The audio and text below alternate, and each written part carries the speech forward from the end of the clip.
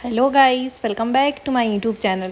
सो guys, कल मेरा जो स्कोर बुरा आया था और मैंने आपको बताया था और बहुत से लोगों ने फिर मुझे मोटिवेट किया कि चलो ठीक है, कोई बात नहीं, इतना स्कोर आता रहता है।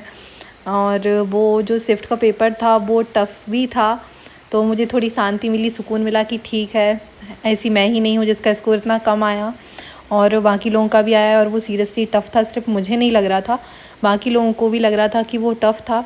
तो मुझे थोड़ी सी खुशी मिली कि कोई बात नहीं, प्रीवियस ईयर के पेपर में भी इतना बुरा स्कोर आ सकता है, इतने कम नंबर आ सकते हैं, कोई बात नहीं। तो फिर मैंने ये बात अपने मन को समझा ली और फिर आज मैंने 2 मॉक दिए थे। बाकी मुझे तो अभी एग्ज़ाम आने वाला है, ज़्यादा मॉक देने चाहिए, लेकिन फिर भी मैंने बस 2 मॉक दिए थे और एक में स्कोर अच्छा आया था और एक में स्कोर ओके ओके आया था। लेकिन उतना स्कोर अभी नहीं आया जितना स्कोर कल आ गया था, वो बहुत बहुत बहुत कम था। लिटरली गाइस, कल का स्कोर देख के तो मुझे बिल्कुल शौक लग गया था। मुझे ऐसा लगता है कि मैंने पता नहीं कौन से मुहूर्त में चूज़ किया था कि मुझे ये वाला प्रीवियस ईयर का पेपर लगाना है जिससे मुझे शौक लग जाए मेरे बर्थडे के दिन। तो बहुत बुरा लगा था मुझे, बट अब ओके है क्योंकि बाकी लोगों को भी लगा कि वो पेपर टफ़ ही था, तो अब ठीक है। और आज मैंने 2 मॉक दिए थे, एक दिया था हॉलीवुड पर और एक दिया था टेक्स्ट बुक पर। और हॉलीवुड का तो स्कोर बहुत अच्छा आया था, लेकिन टेक्स्ट बुक का थोड़ा सा कम रह गया था, मतलब जितना अच्छा हॉलीवुड का आया था उससे थोड़ा कम रह गया था टेक्स्ट बुक का।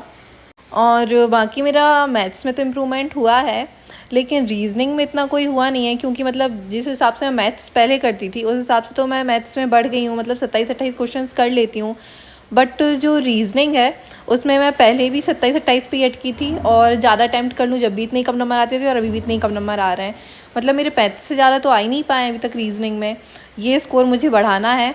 और ये मैंने दिया था हॉलीवुड का IBPS अरबी क्लर्क का 5th वाला प्रीलिम्स का टेस्ट। और कोई और भी इस टेस्ट को दे तो फिर ज़रूर मुझे बताना कि उसका कितना क्या स्कोर आया था। और इसमें जो रीजनिंग आई थी वो इजी आई थी, लेकिन पहले मैंने एक गलती कर ली थी इसमें, क्योंकि जो आपने अभी स्क्रीन पे देखा कि फ़र्स्ट जो क्वेश्चंस आए थे वो मिसलेनियस आए थे और मैंने यही सॉल्व करना स्टार्ट कर दिया था। मतलब पहले मेरे 7 से 8 मिनट मैंने मिसलेनियस क्वेश्चंस को दे दिए थे और बाद में मैंने पज़ल सॉल्व किया था, बाद में मैंने सिटिंग अरेंजमेंट सॉल्व किया था और जो भी था वो सब बाद में किया था। लेकिन पहले मैंने मेरे 7 से 8 मिनट इसको दे दिए थे, जबकि मुझे पता है कि पहले मुझे पज़ल करना होता है, उसके बाद ही ये सब वन लाइन क्वेश्चंस करने होते हैं। लेकिन पता नहीं मेरा दिमाग कैसा चला कि जो फर्स्ट पे जो क्वेश्चन आ गया मैंने वो ही सॉल्व कर दिया। और सही बताऊं तो मैं अक्सर ऐसे ही करती हूँ कि जो क्वेश्चन पहले आते हैं ना, मैं सीक्वेंस वाइज करती रहती हूँ। मतलब पहले पूरा ऐसे देखती नहीं हूँ आगे बढ़ा के कि क्या क्या क्वेश्चंस आए, मुझे क्या क्या पहले करना है। जो सीक्वेंस वाइज आते हैं ना 1 2 3, मैं उन्हीं को करती हूँ। जो क्वेश्चन बनता नहीं है उसको स्किप कर देती हूँ, बाकी मैं आगे बढ़ती जाती हूँ। तो शायद ये मैं गलती करती हूँ या पता नहीं, मुझे ऐसा लगता है कि मैं आगे चल के देखूँगी कि कौन कौन से क्वेश्चन आए, इसमें मैं कम से कम अपना 1 मिनट तो वेस्ट करने वाली हूँ। तो इससे बेटर है कि मैं जो क्वेश्चन आया है वहीं से शुरुआत करूँ और वहीं से करूँ। लेकिन फिर ये गलती हुई मुझसे कि मैंने जो वन लाइन क्वेश्चंस हैं इनको ज़्यादा टाइम दे दिया। और पज़ल और सिटिंग अरेंजमेंट बहुत अच्छे अच्छे आए थे, मेरा एक पज़ल छूट गया था, वो मैं कर नहीं पाई थी क्योंकि टाइम बचा नहीं था और मैंने मिसलेनियस क्वेश्चंस को ज़्यादा टाइम दे दिया था। अगर मैं वो वहाँ पे कर लेती तो शायद मेरे नंबर स्कोर बढ़ जाते, लेकिन कोई बात नहीं।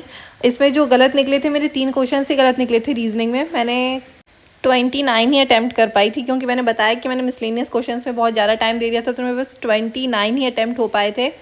और फिर मेरे उसमें से 3 गलत निकल गए थे और एक मेरा मैथ्स में गलत निकला था। मैथ्स में भी समथिंग मैंने पता नहीं 27-28 समथिंग अटैम्प्ट किए होंगे।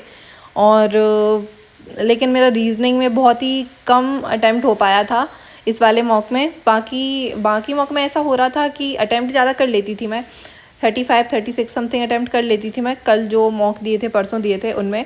लेकिन आज मैं अटैम्प्ट ही कम कर पाई थी क्योंकि मैंने टाइम वेस्ट कर दिया था। और ये मैंने सीखा आज कि थोड़ा सा टाइम लगे आगे स्क्रॉल करने में कि क्या क्या आया है, लेकिन पहले पज़ल कर लेनी चाहिए। वन लाइन क्वेश्चंस में हम टाइम वेस्ट कर देते हैं, तो वो नहीं करनी चाहिए। और पज़ल और सिटिंग अरेंजमेंट में एक फ़ायदा रहता है कि आपसे अगर एक पज़ल और एक सिटिंग अरेंजमेंट पूरा बन गया है ना, तो उसके जो 5 क्वेश्चंस हैं वो बिल्कुल जल्दी हो जाएंगे, 1 मिनट में पूरे कंप्लीट हो जाएंगे। बस उसमें लगेगा थोड़ा सा टाइम, और उसमें भी आई थिंक अब ज़्यादा प्रैक्टिस करो तो ज़्यादा टाइम नहीं लगता है। फिर स्टार्टिंग में लगता है ज़्यादा टाइम, बनाने में, पज़ल और सिटिंग अरेंजमेंट। उसकी जितनी ज़्यादा प्रैक्टिस करोगे फिर उतना यूज़ टू भी हो जाएगा ये, और फिर बिल्कुल भी टाइम नहीं लगेगा। और मुझे तो ऐसा ही लगता है कि पहले मुझे पज़ल करनी चाहिए थी, सिटिंग अरेंजमेंट करनी चाहिए थी, तो मेरे जो क्वेश्चन छूट गए हैं।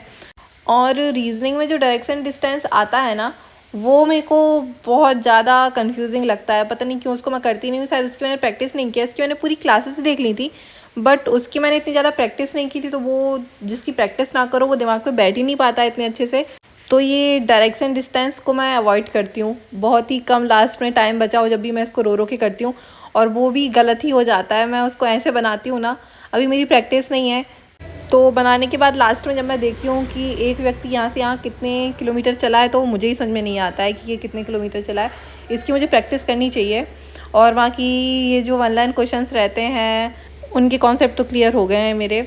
और फिर जब मैंने इसका रिज़ल्ट देखा तो मैंने 57 अटैम्प्ट किए थे, उसमें से मेरे 53 स्कोर आया है, 4 गलत निकल गए हैं। और ये गलत नहीं निकलते तो 57 आ जाता, लेकिन ये कैसे हो सकता है कि मैं कुछ करूं और उसमें थोड़ी बहुत गलती ना निकले। ये तो बहुत ज़रूरी चीज़ है, होना ही है, होता ही है मेरे साथ, गलत तो निकलता ही है। फिर उसके बाद मैंने स्टार्ट कर दिया था एक और मॉक जो था टेक्स्ट बुक का। और पहले मुझे ऐसा लग रहा था कि टेक्स्ट बुक बहुत ज़्यादा इजी रहता है, मतलब हॉलीवुड थोड़ा सा टफ रहता है और टेक्स्ट बुक ज़्यादा इजी रहता है। लेकिन अब मुझे पता चला कि एग्जैक्टली एग्ज़ाम लेवल जो ऐप है ना जिसमें मॉक आते हैं वो हॉलीवुड है, और ये टेक्स्ट बुक नहीं है। क्योंकि टेक्स्ट बुक में मैंने मॉक दिया था, तो इसके जो लाइव मॉक आते हैं वो तो ईजी रहते ही हैं, लेकिन जो कहीं कहीं के रहते हैं ना, जैसे कि अभी मैंने ये सेकंड वाला दिया था IBPS RRB मेंस का, कोई और दे तो मुझे ज़रूर बताना। से मेरा 41 स्कोर आया था। और ये जो मैंने दिए थे इनमें से एक भी प्रीवियस ईयर का पेपर नहीं था, मॉक ही थे ये। और इसका जो 41 स्कोर था वो थोड़ा कम था, क्योंकि पिछली बार थोड़ा अच्छा आ गया था, 53 आ गया था। पता नहीं क्या दिक्कत थी इसमें, रीजनिंग में कम तो अटैम्प्ट नहीं किए थे मैंने, एटलीस्ट 28 अटैम्प्ट कर लिए थे। और लेकिन हाँ, मैथ्स में कम अटैम्प्ट कर पाई थी इसमें मैं। तो फिर मैंने ये रीजनिंग की वापस से चेकलिस्ट सॉल्व की। किसी ने मुझे कमेंट किया था कि ये अंकुश लामा सर की है ना बहुत टफ़ PDF रहती है, और इसमें बहुत टफ़ क्वेश्चंस रहते हैं चेकलिस्ट में। बट हाँ, टफ़ तो रहते हैं, बट अभी मैं इसको सॉल्व कर रही हूँ तो ठीक है। और जितने ज़्यादा टफ़ सॉल्व करो उसमें क्या है कि आगे टफ़ आने लगेंगे, जब मीन्स की तैयारी करेंगे तो फिर ज़्यादा लगेगा नहीं कि कितने टफ़ क्वेश्चन है। तो अभी से प्रैक्टिस रहेगी, वो यूज़ टू रहेगा थोड़ा। और ये क्लास थी लास्ट अल्फ़ा न्यूमेरिक सीरीज़ की, और इसमें मुझे ऐसा लग रहा था अभी ये मेंस का पढ़ाने लगे थे, क्योंकि इसमें थोड़ा ऐसे वैकेंट वाले क्वेश्चंस आ रहे थे इसलिए। सो गाइस, मैं अपने ब्लॉग को यहीं ख़त्म करती हूँ। किसी ने ये वाले मॉक दिए हो तो मुझे अपना स्कोर ज़रूर बताना। बाय।